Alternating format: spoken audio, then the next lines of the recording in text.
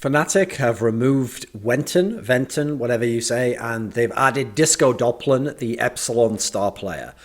So as usual, we'll break this down piece by piece. So first of all, Fnatic letting wenton go. I mean, you've seen in past videos I've made, like the one, I'll put up there if people want to watch it, where Crim's joined. That I think wenton had to go. In fact, I'll even put another video there, which was the one where when they first did this, the Fnatic Godsent shuffle, it never made real sense to me as to why wenton was that. I always thought of him as a placeholder.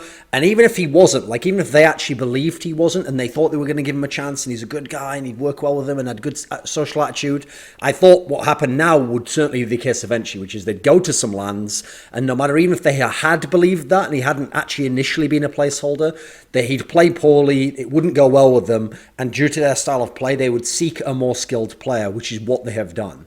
So Fnatic letting wenton go, absolutely the right move. I can't see any argument for not doing it, quite frankly. And I think it would have been quite difficult to become a potential top 4 team in the world with him in the lineup. Now, in terms of adding Disco doplan, the former Epsilon player, I actually think this is a pretty decent move, especially when you look at the fact that, sure, Fnatic at the moment is a bit weird in the fact that you think of Fnatic, and yet they don't really have any superstar players because Olofmeister's a bit off. Dennis has been pretty good, but the team itself's been kind of a bit of a jumbled identity around him, so his impact hasn't been as great, as in he gets the kills, but they can't impact around as much. And Twister's been pretty good to good most of the time, but hasn't actually played as like a superstar in a massive team before because Godsent was usually competing at the tier 2 level and they only really had that Malmo sick run where he was an MVP type player. So adding in Disco doplan I think is a good move overall. The interesting thing about Disco doplan is when he was in Epsilon, he actually played sort of a semi-lurk role. He was the second AWPer after Draken, who was obviously their primary AWPer who used it all the time.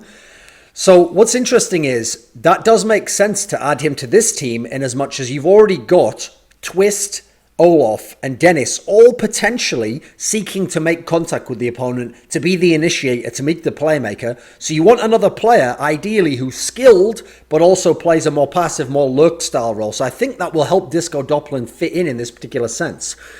I mean, interestingly enough, he was particularly good when he was in Epsilon on Dust 2 and Cobble, so that'll certainly be interesting coming into this Fnatic because they've certainly shown that those are maps they're willing to play. I mean, Cobble used to be a classic map of theirs, obviously, in the old lineup, and Dust 2 is a map they've played quite a bit since they've gone to LAN with the newer lineup with wenton. When he was in Epsilon, though, one of the things I found interesting was, okay, so when they played Pro Gamer Summer in the final, which was a Chinese tournament, they played there against Team X, which is the core that now became Heroic. And so we know after that, Heroic had this sick little run, and they beat that team 3-0 and won the LAN. And he was like the star player in this performance. He was very good. And I think that's also part of, what got people's attention in terms of an IP, that he was going to be the stand-in there, if you remember, before they got Makalele in.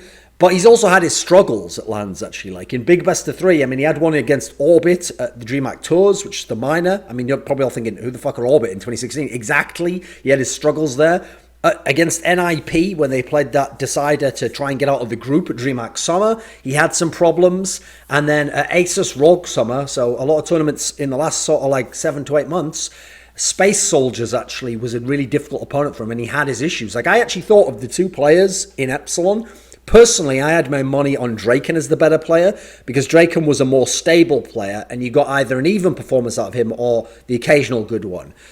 Disco doplan was more like he played it around his skill more, so he either went ham and had a really big game or he could sometimes be a bit lackluster. Now, the reason why that isn't as big a concern for me when he comes to Fnatic is because he's not playing a superstar role. He's already got stars around him, got very good players. And in fact, it looks like when you look at this Fnatic lineup now, I mean, the only player who doesn't look like he's playing on skill at the moment is Crims, right? Because Crims has had a really bad sort of 6 months minus the very end of Fnatic E-League, So Crims looks like a player where he's just going to play like the supportive role. He's going to play around the team. So if doplan's going to be more passive and going to fit in with people, he doesn't need to have a massive amount of skill to make that work. And they've got enough skill between all the players, sure, not all condensed in one superstar, but spread out among these 4 stars, as it were. And obviously, if Crims ever gets back to vaguely his older level of earlier this year, they'll have a lot of skill spread across the team that now they can potentially be quite dangerous. And I think this is going to be good for Disco doplan because he's never going to have to carry like he needed to in some of those Epsilon series that they lost.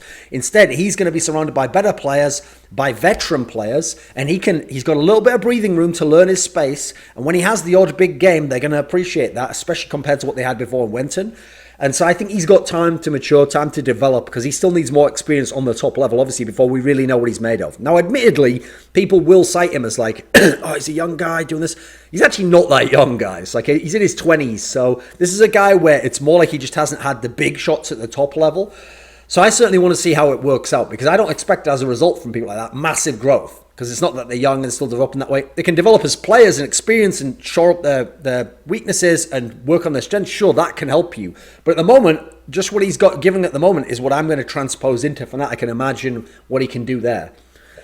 Now, an interesting thing is, obviously Fnatic wants to play that loose, aggressive style, and they didn't have quite enough skill for it before. Now it looks like they have enough skill. But a very interesting detail that I want to see how this plays out is that, again, Disco doplan wasn't the primary AWPer of Epsilon, but he was an AWPer in the team. So now Fnatic is left in this really bizarre scenario where they have 4 people who have played as hybrid AWPers for a decent amount of time in their career. Like, people are going to say, oh, what about Crims? Now, Crims using it at the end of Fnatic was a sign that things were going to shit in Fnatic and people did kind of whatever they wanted. So the hybrid AWPers in this team is Disco doplan was the second AWP in Epsilon. Twist was actually some of the time the primary AWP, especially when he's feeling it in Godsent. But he is more like when he's feeling it, he uses it. Dennis used to use it a long time ago in LGB quite a lot, but runs it like half and half depending on the map now. And Olofmeister obviously has a long time been a hybrid, and especially when JW fell off, sort of like spring to summer of 2015, he really started rolling and bringing out that AWP wherever he wanted. So the question for me is, do they take some of these people off hybrid AWP duty? Do people just use it whenever they want? Does this mean we'll see a lot of double AWP setups running from Fnatic? Because that could be a problem, because they're a team obviously that like to force buy a lot, even on CT side. So I could see them running double AWPs being very, very dangerous unless they're going to hit crazy shots. And they don't, in theory, among these players, have very many reliable AWPers at the moment. So that's a concern for me moving forwards, and I want to see what happens there. Especially because the funny thing is, all those hybrid AWPers are legit hybrids. Like, they're decent with the AWP. Some of them are good at times, but they're very good riflers. So actually, if I were them, I would be trying to, sometimes in Fnatic, if you want to play a loose aggressive style, just run 5 rifles. Play the low econ style, force buy, but play 5 rifle style. I think that could be the more dangerous way for Fnatic to go, and I want to see how that develops. Now, unfortunately for Epsilon, this has fucked them in 2 ways. One, they've lost a player that's not replaceable within the Swedish scene. There's no obvious player they can pick up instead. Like, they can't just get wenton and be good. Like, he's not a star player. And they very much did need this guy in Epsilon. Epsilon was really like a 3-man fire power combo of him, Draken, and Freddie B.